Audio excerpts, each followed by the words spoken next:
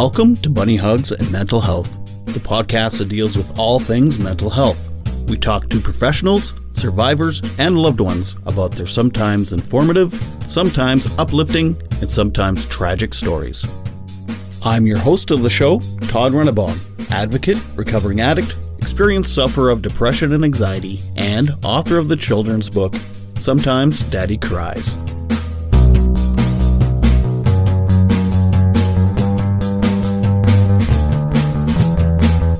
Hello, I'm T.U.R.N.O.N, and welcome to another episode of Bunny Hugs and Mental Health on the Saskatchewan Podcast Network, where if you go to saskpodcastnetwork.com, you can find all types of wonderful Saskatchewan-made podcasts. First off, I just want to thank everybody for listening, everyone that's been listening forever, and everyone that's been just listening for the last 30 seconds. Thank you so much for tuning in. It means a lot to me, and thank you for all your wonderful comments and questions and all that kind of stuff. It's really been going pretty well. In fact, I have a bit of a big announcement. In an upcoming episode, I speak to Zach Williams, and he is the son of the most amazing actor and comedian Robin Williams. I spoke to him about addiction and a little bit about his dad and a little bit about just some other stuff and a great product he makes. So anyway, that's coming up in an upcoming episode, so listen and stay tuned for that. Before I talk about the guest on this week's episode, I just want to say quickly that you should go check out Penny University Bookstore in Regina, 3104 13th Avenue. The phone number is 639-571-2186, or you can go to pennyu.ca and purchase all types of wonderful books on the website, including mine, Sometimes Daddy Cries, kids book. I think you'll like it. I also want to say I'm sorry if anybody has been on Apple Podcasts and haven't been getting the episodes. Apple Podcasts is a bit of a pain in the bum. But anyway, I think it's all solved now. Anyhow, I would love to talk about this episode's special guest, Carla O'Reilly. She is a Moose Jaw author and mental health advocate. She has suffered from postpartum psychosis and depression, and now she's just a champion of mental health. She began her healing transformation when she co-authored The Smiling Mask, Truths About Postpartum Depression and Parenthood, and Behind the Mask, Trust, Adjust, and Transform Your Life. For nearly a decade, she has been spreading a healing wave of education and empathy across Canada for maternal mental health awareness. Anyway, now she's written a book called Turn on the Switch. It's all about the tools and things she used to help her mental health. Really great lady, great interview, had a blast talk to her, super energetic. Anywho, without further ado, I give you Carla O'Reilly.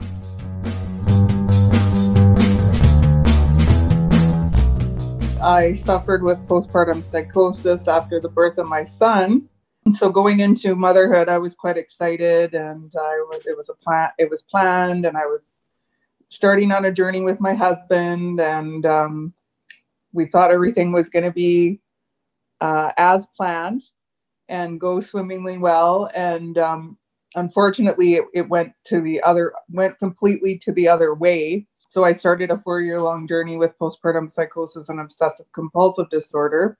So that's the short story version of it. The long story is that it was very debilitating and awful to go through. And so I joined a postpartum support group, which I'm a big believer in. And I met another lady who basically was my twin. She had all the same things, that we had both gone through the same things. One of the dreams in the back of my head, even though I was struggling with mental illness, because you still got those dreams back there, I wanted to write a book to help mothers, and I didn't want anyone to go through what I went through. And that became the impetus of my first book, The Smiling Mask. So what's the difference between postpartum depression and postpartum psychosis? A little more intense? Yeah, very much so. So postpartum depression occurs in up to 1 in 5 women. And so the symptoms usually, if the symptoms of, say, depression, sadness, not being able to cope, crying, lack of energy, lack of happiness, that's all kind of depression. And they say you're depressed if those symptoms last longer than 2 weeks. And so with psychosis, that is the most rare and severe form, and it occurs in up to 1 in 1,000 births. And so that is what I experienced, and that is where the mother can lose touch with reality. She can hear auditory voices. She can see images, hear things outside of herself telling her to do nasty things. And so that's kind of what I went through. And yeah, it was very scary. Yeah, I can imagine that'd be pretty scary. So then the OCD part, was it OCD you said? Yeah. You also had kind of, what were some of the symptoms of that? And how was that tied into being pregnant? Like, was that caused from having the childbirth too, or was that? Well, for sure. Well, I think for certain, I am for certain that it was pre-existing, the obsessive compulsive disorder, although it was not diagnosed or anything like that. So a lot of people have levels of OCD. So for instance, I like everything hung in threes. I like, everything has its place. And I was basically raised like that. So it runs in the families, right? And we all have our little things or rituals that we do, and that's like, this has to be, the lights have to be shut off before you leave the house, and those kind of things. So that kind of was already in my genetics per se. And then with the, I guess, hormones, genetics, things that happened to me before I had my son, those things all came out on the other side. And my OCD basically was, I would have terrifying thoughts of, say, without, scaring people, and to basically respect my son. Like, for instance, you'd think, what if I dropped the baby bucket or whatever down the stairs? What if, those types of things, only they were worse. So those would happen throughout my day, like many, many times. And basically you're dealing with fear, anxiety. I didn't want to be left alone with my son. Did you not trust yourself with him? Is that why? Well, because of the thoughts, you're always scared. Why did I think that? And am I going to see myself doing it? Right. So yeah, I had to learn to trust myself, definitely, because we were isolated. Family was far away. And with OCD, basically, to overcome OCD, you have to subject yourself to your fears. And so I was forced to, know that I was going to be okay and to survive. But I mean, the thoughts were still there, and I was put on medication, which did not help me. Did it make it worse, or just didn't help? I wouldn't say, well, it didn't make the thoughts worse per se. Like, I was on an antipsychotic medication. But it didn't take the thoughts away. It basically just numbed my whole personality. So I was like a walking zombie. Like, right. The difference between who I am today and who I was when I had my son is a completely different person. I was a shell. And makes you completely exhausted and hungry. Very, very hungry. So it was just, I honestly feel like, looking back at it, should I have been on that medication? Probably not. I think in the period, maybe I needed it in the very beginning to be stabilized, but I was on it for 4 years.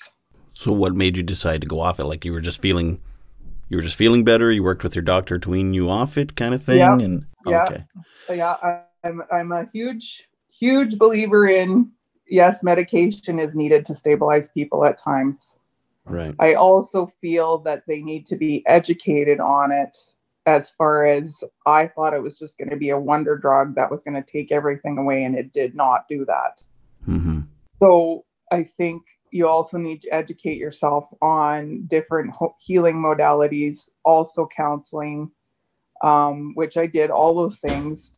And the support group was huge for me. That is really where things took a turn for the better.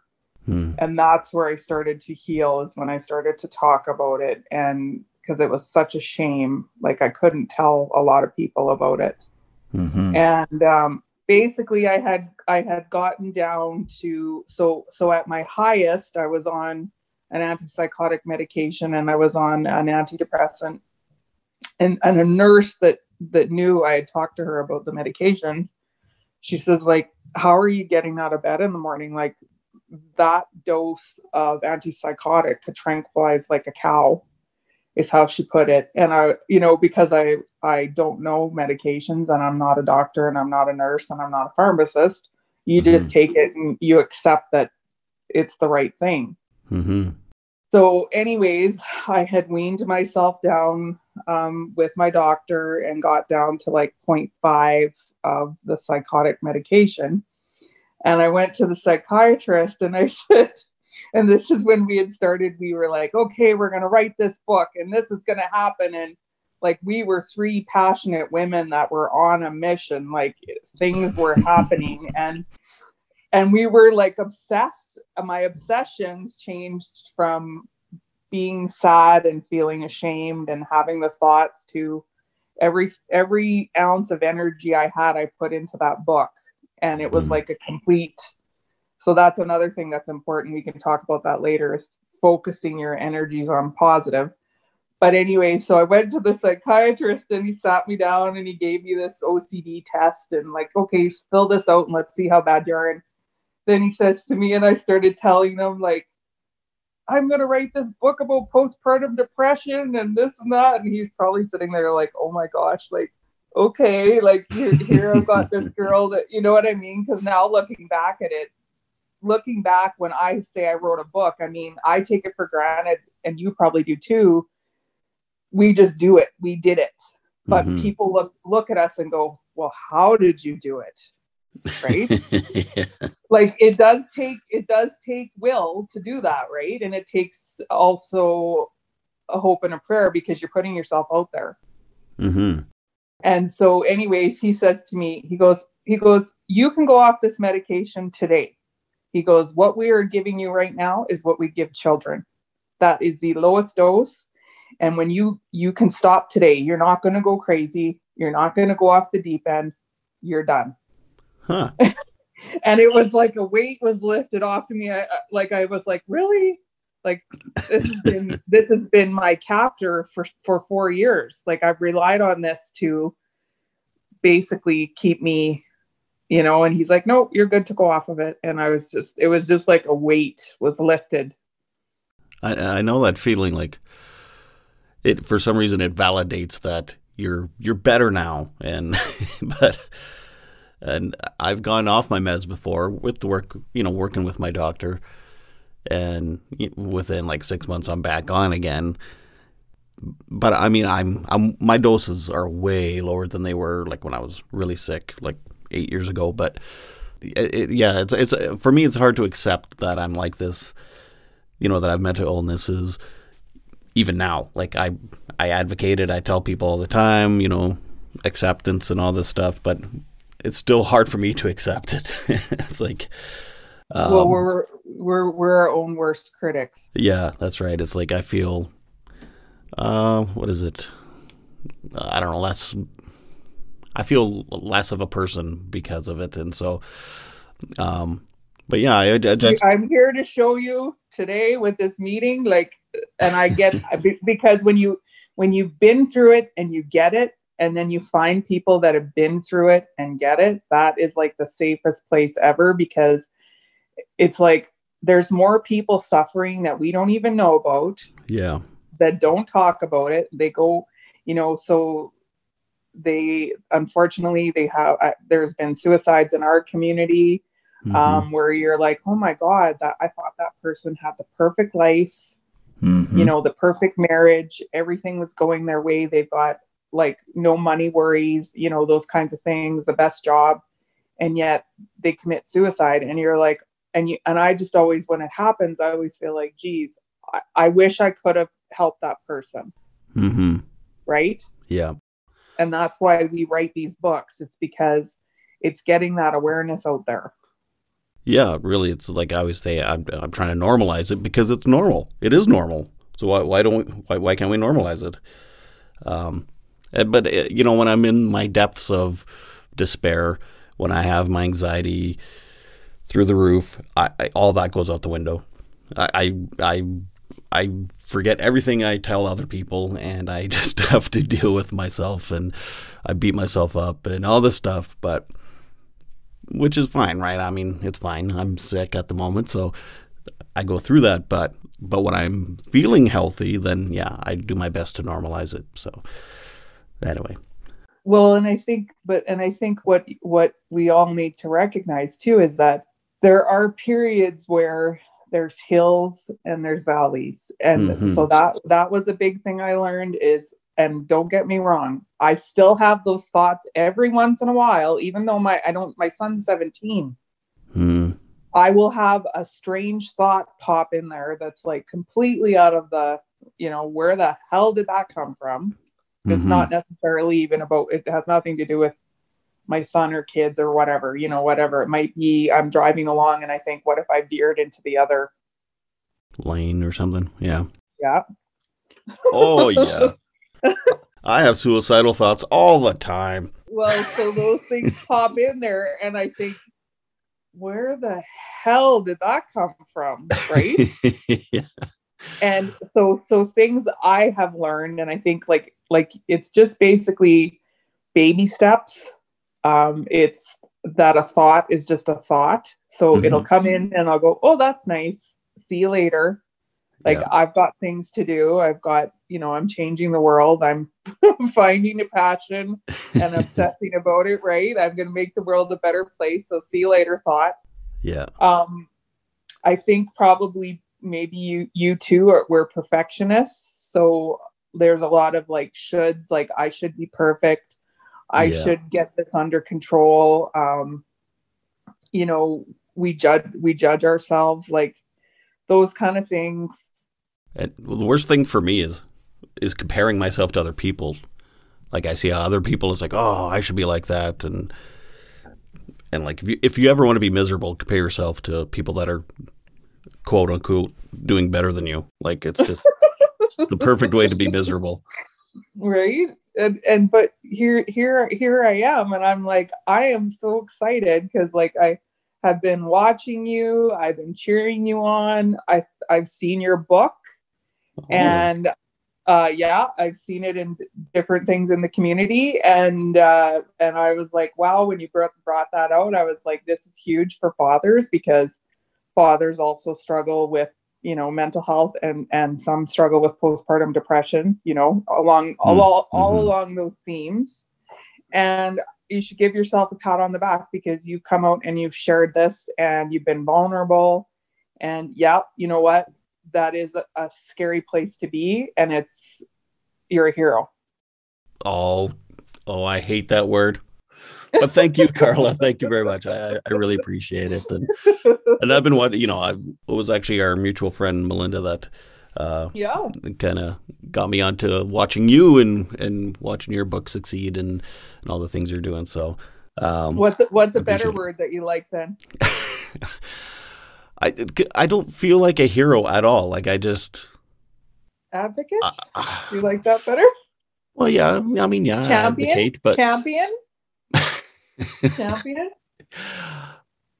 I don't know what word I like better, but you use whatever word you want, but champion. You're a champion, mental health champion. I like that. Okay. You too. You're a hero and a champion then too. Well, I get what you mean because It's just how I am. I like to talk about my stuff. You know, I mean, it's to help me talk when I'm talking about this stuff and doing this stuff. So in a way, I feel like I'm being selfish. So it's it's like the opposite of a hero, right? And if it helps other people, that's awesome. Yes, and again, these are new thought like there's the whole I don't know, the more self-help you do and the more evolving you do and stuff like that, there's like the old thought patterns like, well, I can't do something different because it's going to offend somebody, or I can't put myself out there because I'm being vulnerable, and mental health is a weakness. It's like, or mental illness is a weakness. And then the new thought patterns are mental illness should equal mental health. So you're looking after yourself, you're supporting yourself. Self-care, old thought pattern is it's selfish. New thought pattern is, no, I'm looking after myself. Yeah. Right? Yeah, I know what you mean. Yeah, I have a friend I talk to all the time about this stuff and creating those new super highways of thought patterns and stuff in your brain. And yeah. Back to the suicidal thoughts for a second that we were talking about. I still have them like almost daily, and they don't scare me at all. Like you said, okay, okay, that's nice. I had that thought and you took it away. And for me, I've done some reading. I can't remember the name. The Untethered Soul is the book. Yeah. And it's a kind of there's a Buddhist kind of twist on things about being the observer of your thoughts. You are not your thoughts. You just are the observer of the thoughts. It's like a movie playing in your head is basically what a thought is. And you are the one listening to the thoughts. So if you take those thoughts seriously or whatever. So even though I have those thoughts, I mean, it's like nothing. Like you said, it's just like, oh yeah, okay, that's a thought. And they don't scare me. I don't worry about it. When I get worried about the thoughts is when, like, sometimes they feel different. You know what I mean? Like some of them feel like more like this could be real. And then that's when it gets scary. But so I've been there. So when I hit rock bottom, because eventually you are going to hit rock bottom. Everybody does. Like, it's like you go along and you do your, you're thrown on the medication. At least in my experience, I was thrown back. This was 17 years ago. So that's a positive thing, is now I can sit here today and say my son has gone off to college. He has a baseball scholarship. He is an amazing boy. And throughout the hardship of what my ex-husband and I went through, our son is happy. He's healthy. He's well adjusted. And we have a very strong bond. And I know that I had to fight for that bond. And part of it was, and what I talk about in the Smiling Mask is, basically when I was suicidal, I had to figure out what my why was. And my why was, I cannot leave my son by himself. Right. He needs his mother. Right. So when you say the why, you mean why you can't? Yeah. That's huge for me too, or was. I mean, even though I have suicidal thoughts, I don't consider myself suicidal. No, I mean, don't get me wrong. There's days where, like right now, I'm battling a back injury. It's like, it's been 7 months and it's like, Kate, for the most part, I've used the tools. I've used like, this was like, why did this happen? Okay, it's because you got to walk the talk now, Carla. You can bullshit and tell everybody all these things, but you got to actually use them now. Yeah. That's where I struggle, is taking my own advice. Well, so it's like, okay, but God, like, it's like, why did this happen to me? So right off the hop, my friend goes, well, it's a back injury. Do you know what that means? And I was like, no. She's like, well, you're carrying the weight of the world on your shoulders. And she goes, you need to like look at what's going on in your life. And she goes, you need to rest. You need to take time for your body to rest. And so that's, as soon as I heard that very early on, that helped me, because I mean, there was grim days where I couldn't get off the couch, and I'd basically have a shower and come back and lay on the couch. And I mean, most people, like, and I've had some people say to me, I don't know how you're not depressed yet. I don't know how you aren't already in the mental health ward, because they're like, I would be a basket case. Mm-hmm. And I just said, well, and I keep a smile on my face every day. And I said, well, I've been through, like, and that's another thing, is when you've been through like a major mental illness or a major crisis or any sort of adversity, Mm-hmm. you can go back to that and go, well, this ain't that. Yeah. Yeah, it's been worse. Yeah. It's been worse. Yeah. Right? But No, well, don't get me wrong. So the suicidal thoughts. So yeah, there's been a couple times in the last 7 months where I'm like, you know, the pain sucks, like living with pain. And I have a newfound empathy for that. And then it's like, you know, you get that thought thrown in there and it's like, okay, that's nice. Again, that's nice, but no, you're okay. It's still scary, and it's like a horrific nightmare that's going on, and you don't like it. Like, you're just like, get me out of this. yeah. Yeah. And I honestly think part of it too is, as a child, like, and as you go back and look through things like horror movies and that kind of stuff bothered me as a child. So if I watched it, I couldn't sleep that night, or I couldn't get it out of my head. Mm-hmm. Right. And so I'd like to know kind of what the study or the effect of certain personalities or people that have OCD, whether or not they were exposed to things as a younger child. Now, I was probably in grade 4 and exposed to some horror movies that should never have been watched by a kid in grade 4. Now, it wasn't at my parents' house.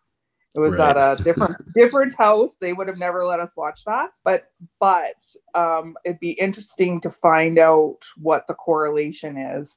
And the other thing they say is, things that are seen cannot be unseen. So whatever you're putting into you, Mm-hmm. you know, via TV or whatever, reading something or that kind of stuff, you have to be aware of it. Like, Right. it's kind of like you have sort of your food diet, but what about your mental health diet? Like, what kind of things are you exposing yourself to? Mm-hmm. So I don't know. So I always feel like, and one of the things in my book is take time to laugh. So my thing on dealing with that kind of stuff is, if I do have a scary thought or whatever pops in your head, it's like, okay, we need to switch gears here, because this is not good for me. And so I'll put on something funny, or, you know, that kind of stuff. Right. Right. So that, I don't know, might be something to look into. So it's like turning the channel of that video in your head. It's like Yes. you're swiping right to the next YouTube video in your head.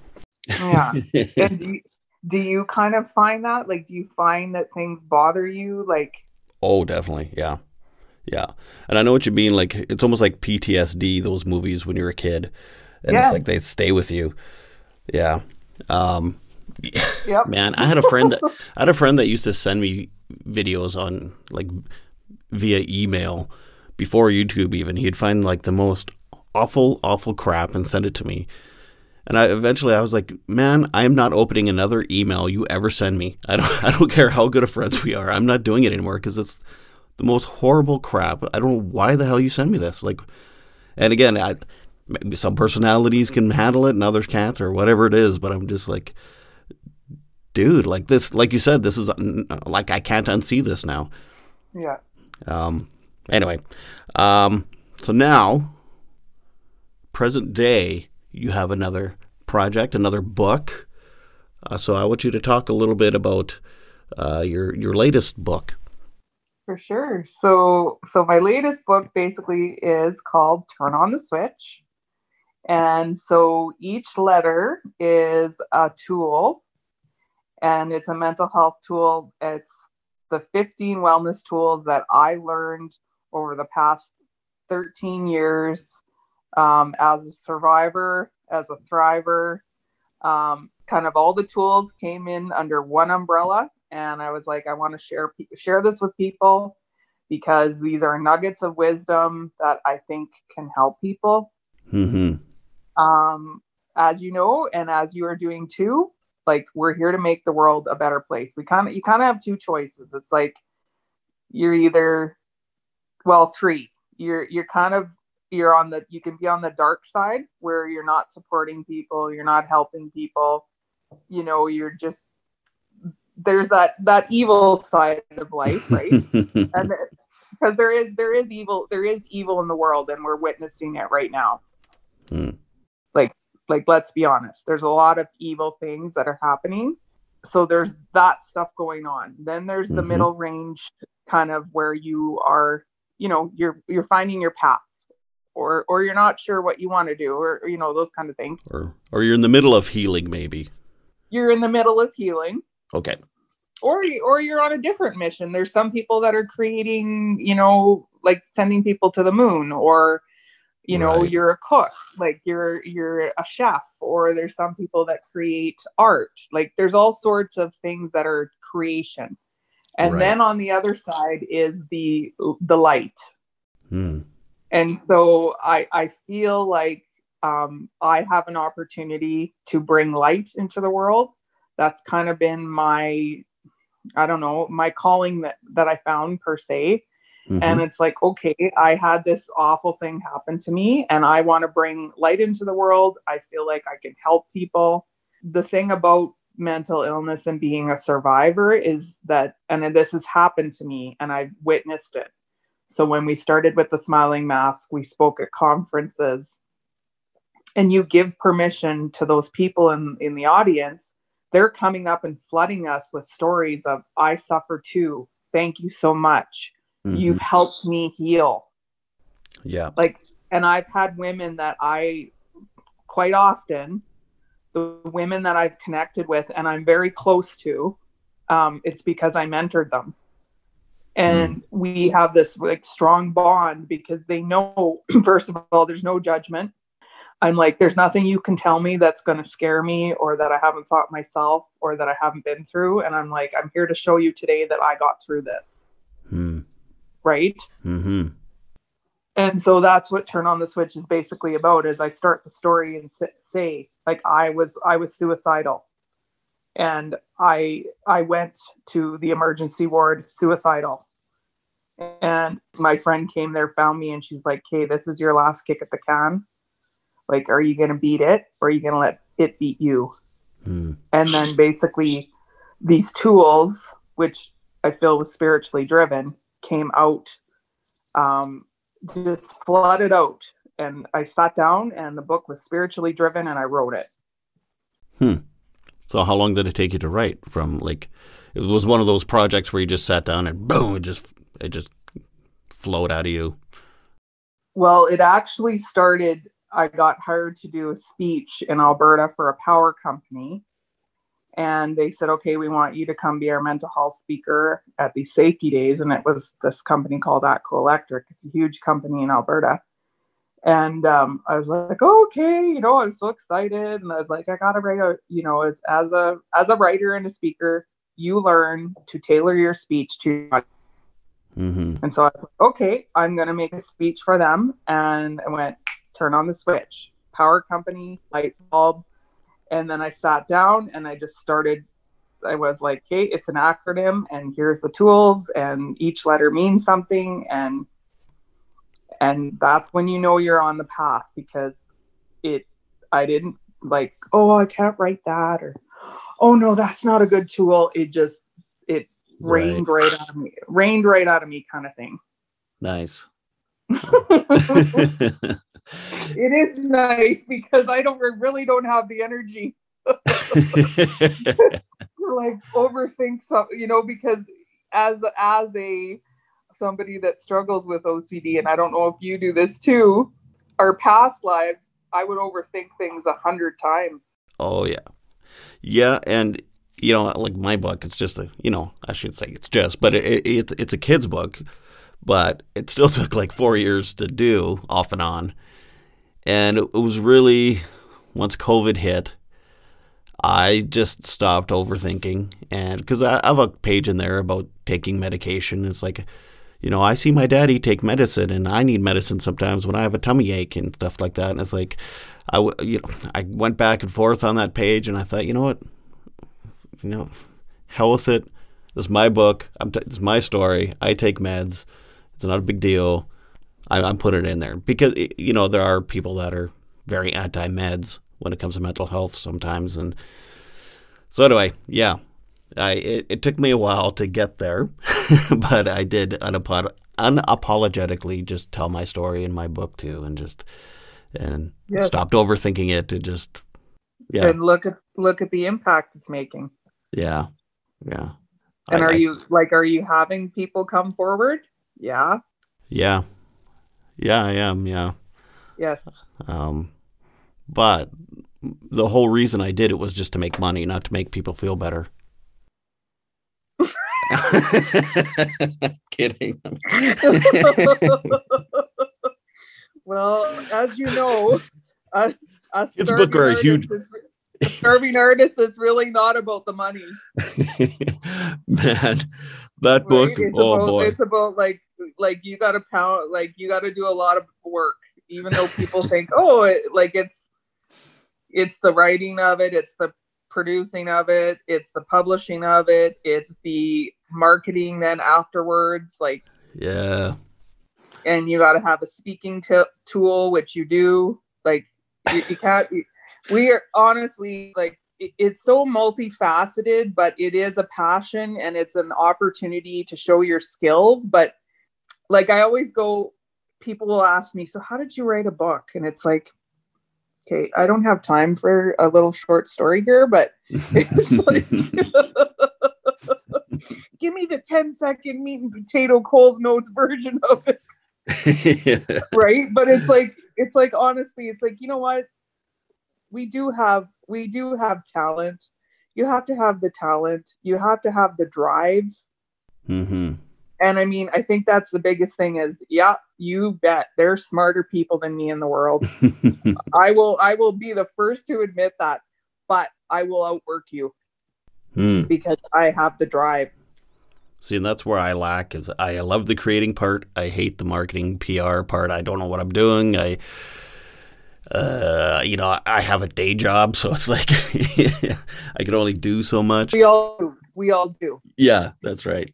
But thing is that, I mean, I do it too. I have a day job, but I mean, I guess what I'm getting at is that what we're doing is a labor of love. So yes, I am chipping away at a big mountain too.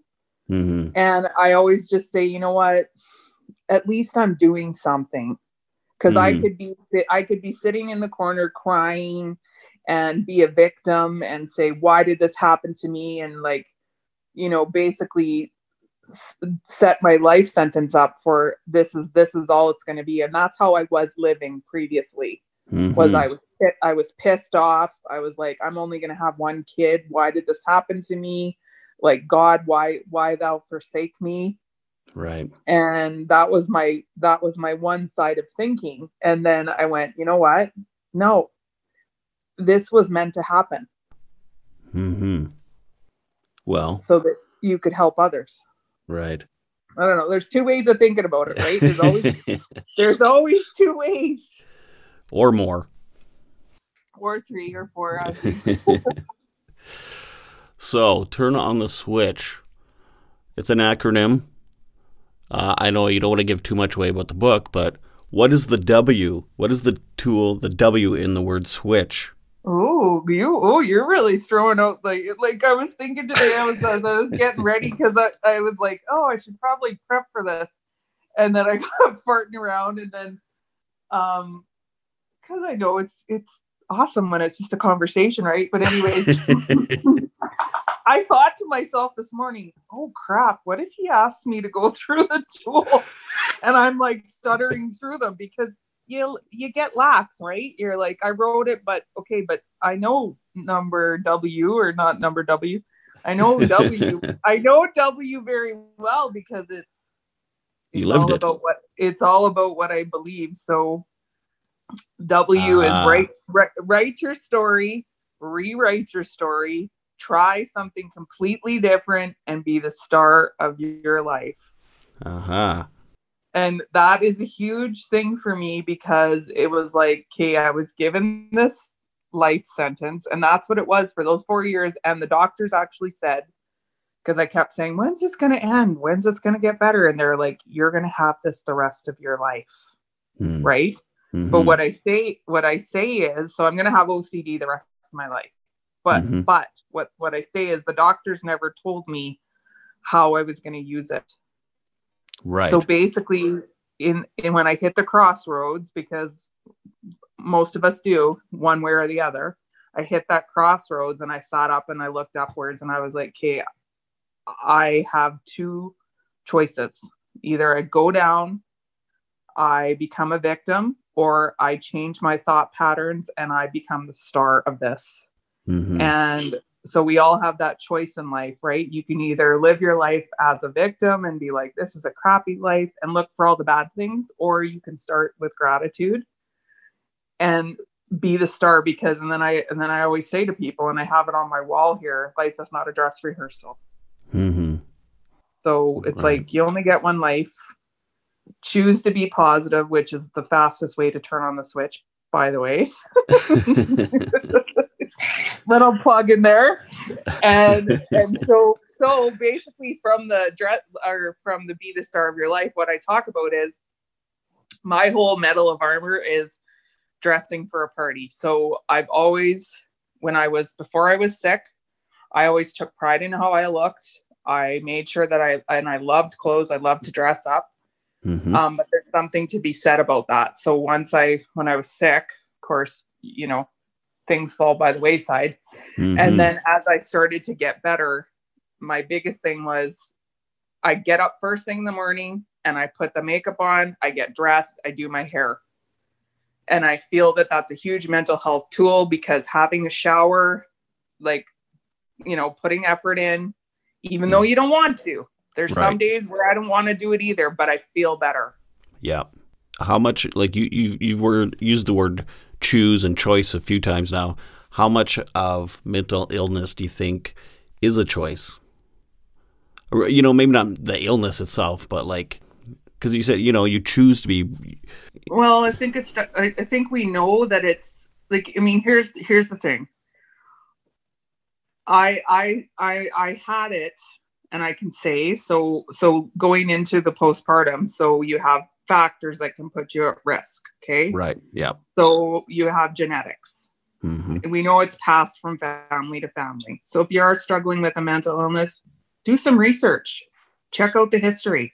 Did your dad have it? Did your mom have it? Did your grandma have it? Right. That helps you. It helps you understand, this is in my blood. Yeah. So that happened. And then recognize that, okay, I went through something traumatic. I'm not going to talk about it right now, but during my pregnancy with my son, that affected me big time. Okay. I should have sought counseling. And so if you are struggling with something like, say, going through a divorce or overcoming adversity, or you have a loss in your family, those are all huge things that you should probably seek counseling for or get help with, because you can't always deal with it on your own. Right. How well do you cope with lack of sleep? I didn't. No, me neither. Yeah. So I don't know about you, but there have been times where if it's one night of not sleeping, the next day I know I am taking, I take over-the-counter sleeping pills or whatever, or an Ativan. The next night, I am getting a good sleep, because if it's 2 days, that's where going off the deep end can happen, right? With my psychosis. So I was without sleep for 48 hours. How they torture people is with sleep deprivation. So I can go like a switch, just like a turn on the switch. If I don't get sleep within 48 hours, bad things are going to happen. Right. Yeah. Right. So I feel like with mental health issues, Yes, of course. Choosing to focus on the self-care, that is your choice. Right. But having it, no. I Yeah. mean, there's all sorts of environmental factors. There's trauma that can happen to children. What kind of environment were you living with? Mm-hmm. Abuse. We all know that can affect it. It can cause post-traumatic stress disorder. Like it can cause, all sorts of things, like living in an alcoholic home. Mm-hmm. Right. Mm-hmm. And quite often it's what was your environment like as a child? Like The nature nurture whole part of it. Yeah. oh, of course. Yeah. I had a director at a place I worked. It was a Pine Lodge, a treatment center. And I remember having a discussion with him about grief, because I had never really lost someone that I was super close with. And I told him, like, I've never gone through that, and I'm really scared when it does happen, what it's going to be like.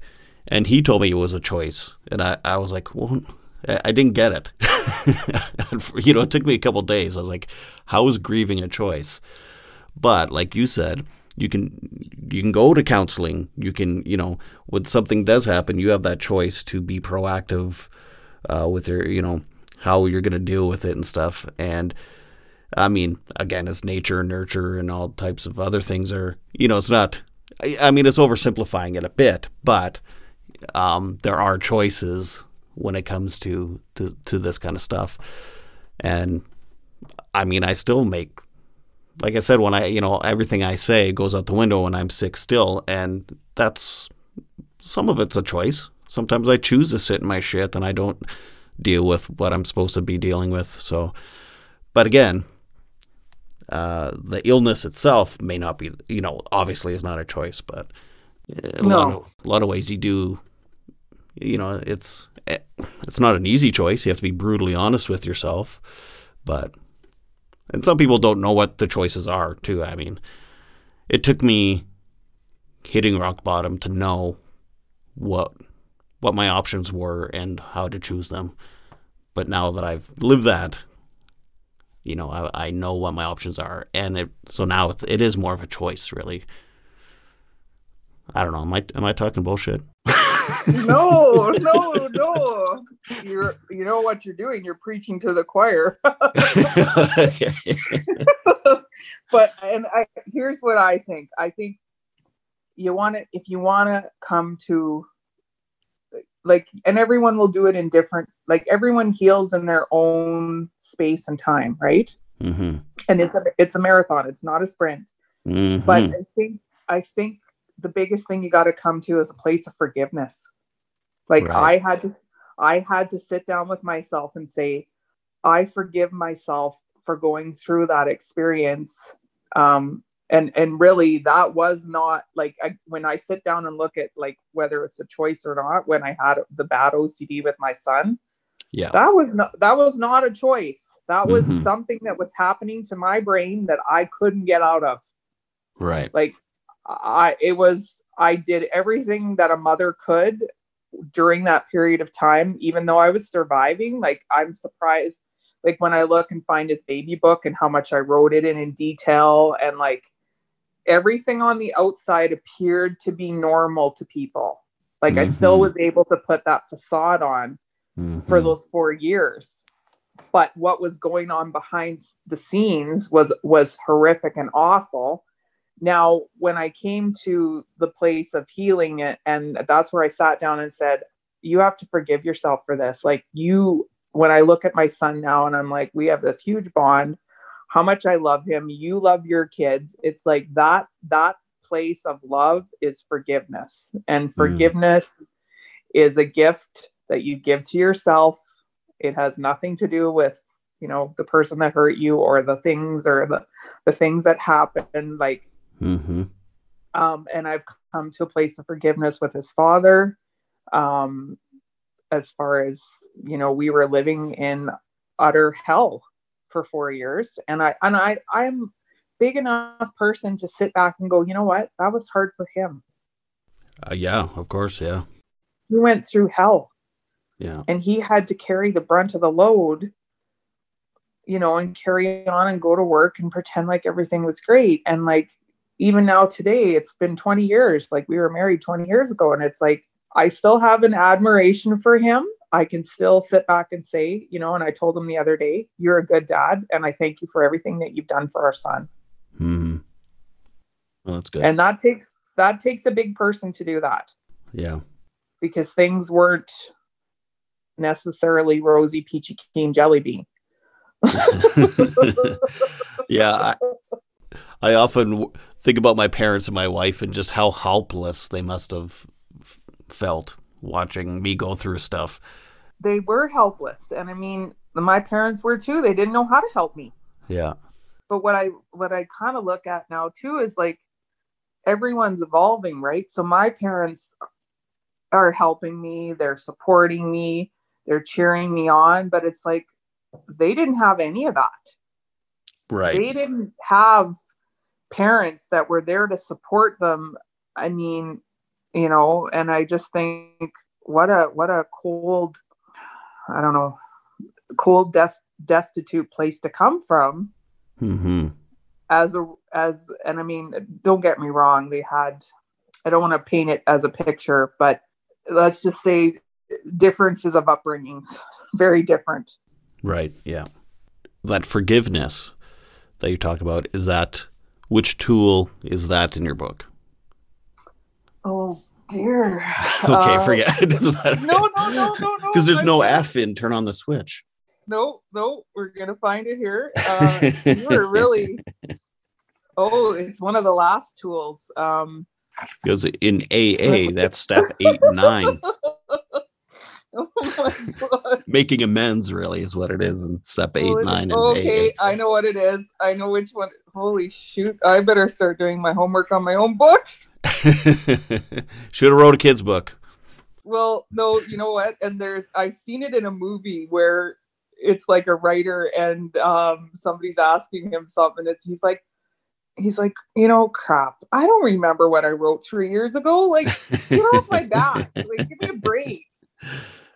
So I don't sit and read my own book every day. This is a normal thing for authors. So, so it's tool number 10, self-awareness, self-forgiveness, self-acceptance, and self-love. There you go. Self-forgiveness. It was an S, not an F. Okay. Right. Forgiveness. Right. So basically those tools come from our sequel, which is called Behind the Mask. Right. So I pulled them from that book. So basically what I learned is that, again, when you come to a place of healing, like, and there's so many beautiful things about when you start to like get on that healing path. I don't know if you've done, Hello? Sorry, there was a weird glitchy thing there that happened. Oh, that's okay. I was going to say there's something so beautiful, like when you start to go to healing and you're like, okay, and I don't know if you tried this, but it's like, I was trying everything. Like, so it's like, so healing, prayer, meditation, those kind of things. Mm-hmm. So when I came to the place where I'm like, hey, this whole forgiveness thing, like, I got to figure this out. What's this all about? Right. And it's like, you're coming to a place of like, forgiving yourself for the past, forgiving yourself for things that you had no control over. Like, and then, so basically the forgiveness prayer, and everyone can use this, whether you're spiritual, religious, non-denominational, you're agnostic, you're atheist, you can go, I forgive you, I forgive me, and I set myself free. Huh. And I do that so in my speech, that's one of my things that I do is I have everybody close their eyes, the room goes quiet, and then I take 2 deep breaths or 3, and then I say, I forgive you, I forgive me, and I set myself free.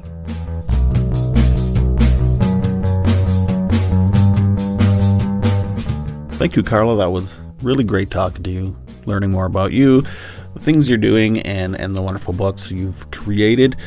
I will put in the show notes a few links where you can get the book And yeah, you should go ahead and buy all her books, and you can follow her on Instagram, Twitter, and Facebook. And if nothing else, you can send her a message and just let her know how wonderful she is. Okay, so next episode, I have another really great guest. He's actually on the list of 150 leading Canadians for mental health, according to CMHA, the Canadian Mental Health Association. His name is Mark Farrant. I'll give you a quick description of his story. He got PTSD from being on jury duty. He spent 4 months on jury, and he saw many graphic things. And this is in Ontario, but there was no counseling, no anything, no real supports for jurors at that time. And he's made huge changes in the judicial system because of that. He is now CEO and president of the Canadian Juries Commission, and that is something he helped create. So that is next week. Thanks again for listening, not next week, in 2 weeks from now. Anyway, thanks for listening, and I hope to hear more questions and comments, because I love them. All right, thank you. Thank you for listening, and please subscribe, rate, and review however you are listening to this podcast. It only takes a moment, and it really helps the show out with getting noticed. This episode has been sponsored by Penny University Bookstore, 3104 13th Avenue. Call 639-571-2186 and check out their online bookstore at pennyU.ca. The Saskatchewan Podcast Network is supported by Connexus. Wellness, however you define it, is achievable. You don't even need to figure it all out by yourself. Talk to Connexus. They'll give you guidance, motivation, and the push you need to reach your goals. They've got you. They're your financial partner, and they know you can achieve your very best, your financial best. Prove them right. Start right at Connexus Credit Union. The Saskatchewan Podcast Network is also sponsored by Direct West. Are you a business owner looking for new avenues to promote your business?